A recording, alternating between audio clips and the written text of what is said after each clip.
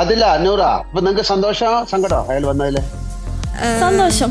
കാരണം നെവിൻ വന്നതിൽ ഇപ്പൊ സന്തോഷിക്കുകയാണെങ്കിലും സങ്കടമാണെങ്കിലും അത് അവന്റേതാണ്. അവൻ പോയത് അവന്റെ മണ്ടത്തരാണ്. നമ്മൾ പ്രൊവോക്ക് ചെയ്യുമ്പോൾ തന്നെ പോകേണ്ട കാര്യമില്ല. അത് ഞങ്ങളുടെ ഒരു ഇതായിരുന്നു. നമ്മളെല്ലാവരും ഇവിടെ ഗെയിം കളിക്കാനാ വന്നത്.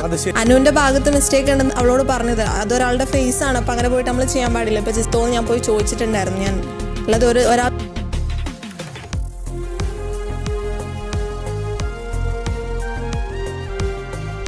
എന്താണ് നൂറ, ശക്തിയായ വഴക്കുകൾ ഉണ്ടാകാൻ സാധ്യതയുണ്ടെന്നാണോ പ്രഡിക്ഷൻ?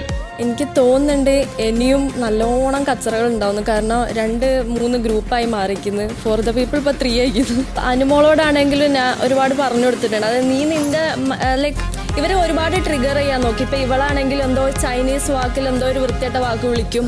അപ്പോൾ അതെന്താ സാധനം ഒന്നും കൂടി അറിഞ്ഞൂടാ. അതില നൂറ, നിങ്ങൾ മാറിയതിനു ശേഷം ആദ്യത്തെ നോമിനേഷനാണ്. അതെ, ഇതിൽ നിന്ന് ഒരാൾ പോയാൽ മറ്റൊരാൾക്ക് സങ്കടാവോ? സങ്കടം. ഇത് പ്രേക്ഷകർ തീരുമാനിക്കുന്നതല്ലേ? ഇപ്രാവശ്യം എവിക്ഷൻ വേണ്ടാന്ന് തീരുമാനിച്ചു.